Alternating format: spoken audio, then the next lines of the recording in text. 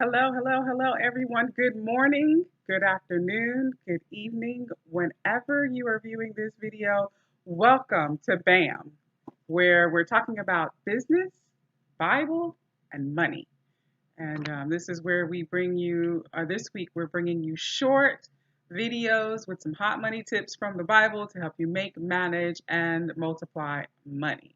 This is episode number 4. So if you're catching this on the replay, go ahead and type hashtag replay in the comments. Let me know you were here.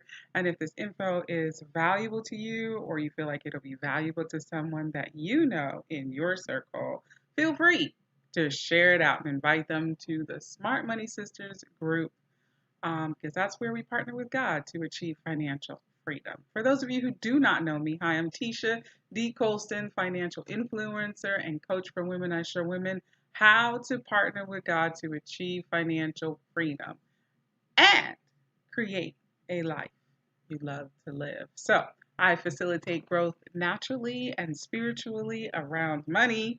That's right, money. We're going to tear down those strongholds around money, giving you the tools, the resources, and the strategies you need to make, manage, and multiply money. Now, you can find me on the web at tishadcolston.com and also on social medias platforms, Facebook, YouTube, and Instagram. And you just need to do a search for Tisha D. Colston. So let's get into today's topic. Do Christians really need an emergency fund? Listen, we're doing the Bible and money, because when you think about the Bible, most people do not think of hot money tips or management tips.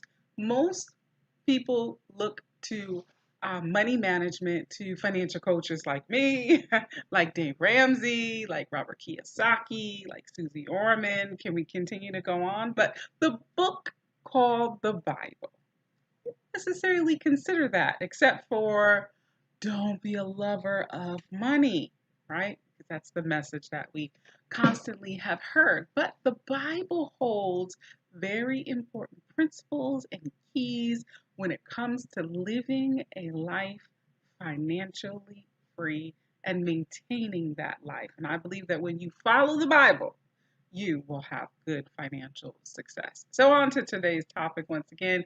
Do Christians really need an emergency fund? I mean, after all, don't we have faith in God to take care of our needs? Well, let's talk about it. Our scripture is Genesis 41:34 through 36. Let's just take a minute to read that. Let Pharaoh appoint commissioners over the land to take a fifth of the harvest of Egypt during the 7 years of abundance. They should collect all the food, all those good years that are coming, and store up the grain under the authority of Pharaoh to be kept in the cities for food. This food shall be held in reserve for the country to be used during the 7 years of famine that's going to come upon Egypt, so that the country may not be in ruin by famine. So, background: what had happened was Joseph uh, was interpreting the Pharaoh's dream, and he had a dream about 7 fat cows that were grazing by a river, and they got swallowed up by these skinny cows. So Joseph looks to God to interpret this dream. He comes back with the interpretation. Joseph said, the 7 fat cows in the dream will represent the 7 years of prosperity for Egypt, which will be followed by 7 years of famine. So Joseph's advice to Pharaoh was to plan ahead for this emergency that's coming, for this pandemic, for this COVID-19, for this, destruction, for this disaster. And he tells Pharaoh to store up the grain during the 7 good years and use that stored up grain to get the country through the 7 hard years that was coming. So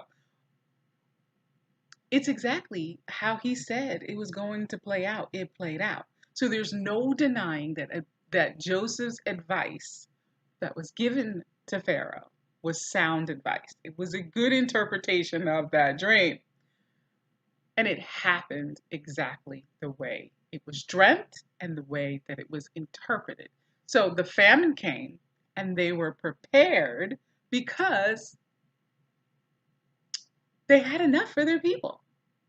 And isn't it the king's job to make sure that those under his rule are taken care of, right? So it always makes sense. It's just good wisdom when we apply this scripture to save the resources that are in good times so that it can help you get through lean times. Now, our modern day culture society, the lean years, may not necessarily in America anyway, be famine, but more like a financial crisis, more like a pandemic, more like a job loss, more like a health problem that leaves you with these big medical bills. Joseph's basic strategy, or should we say God's basic strategy, wisdom, was to set aside money for future emergencies. Isn't it wonderful to have a God who would care about his people so much that he would give a dream that holds instructions for our lives? So, how can we apply this principle to our lives right now? Do you think God will guide you in your finances? Is it possible that he wants you to look to the scriptures and use the principles, the good wisdom for instruction, to plan for emergencies that come up in our lives? So fast forward to today. Do we have dreams about cows being swallowed up? Well, I've had some crazy dreams. And when you interpret those, get the interpretation for those dreams, they do mean things. But maybe you're not getting a dream about cows being swallowed up. But we can still apply the principle to our finances. So maybe we're not storing up cash for 7 years.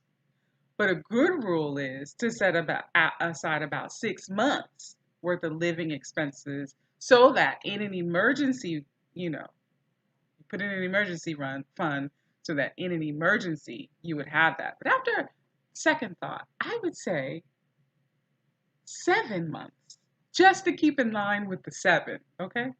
But definitely more if your income fluctuates. So if you're a consultant, if you're an entrepreneur, sales, things like that, and your income goes up and down, you want to have more saved up in that emergency fund.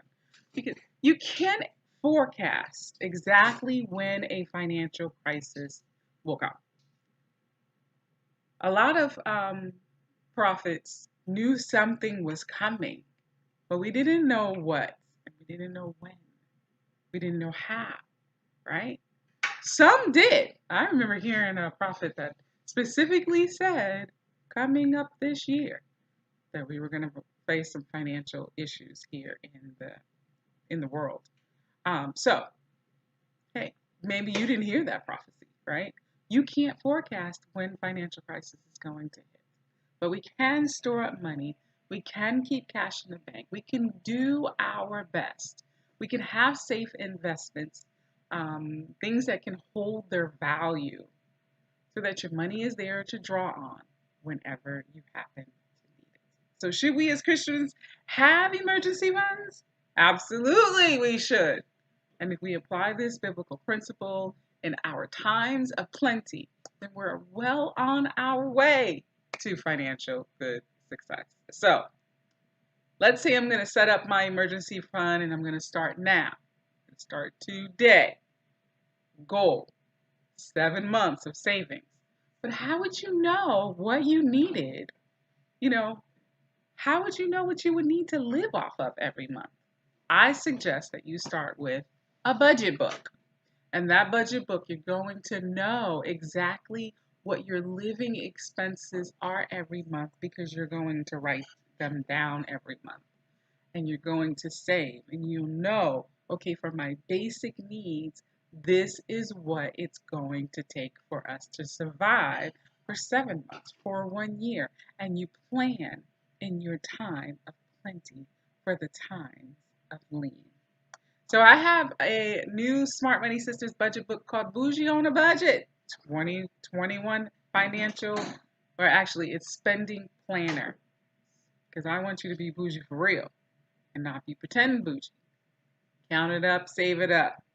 So if you want to order a Bougie on a Budget 2021 spending planner, go to my shop, tishadcolston.com//shop, and you'll see budget books there that can help you. And with that one in particular, you even right now get a nice diamond top pin, because you can't have a bougie budget book without a diamond top pin. And it's going to be nicely wrapped for you. So you can buy one for you and buy one to give away for that special sister in your life. So just go to tishadcolston.com/shop. And I will leave the link in the description as well. So remember, Christians really should have an emergency fund. And we read it in the Bible. If you found this information valuable, share it with your sisters. Invite them to join the Smart Money Sisters Facebook group, because here's where we partner with God to achieve true financial freedom. So that's it for today. Until we meet again, the Lord bless you and the Lord keep you. The Lord make his face to shine upon you, be gracious unto you. The Lord turn his face towards you and give you peace. We'll see you soon.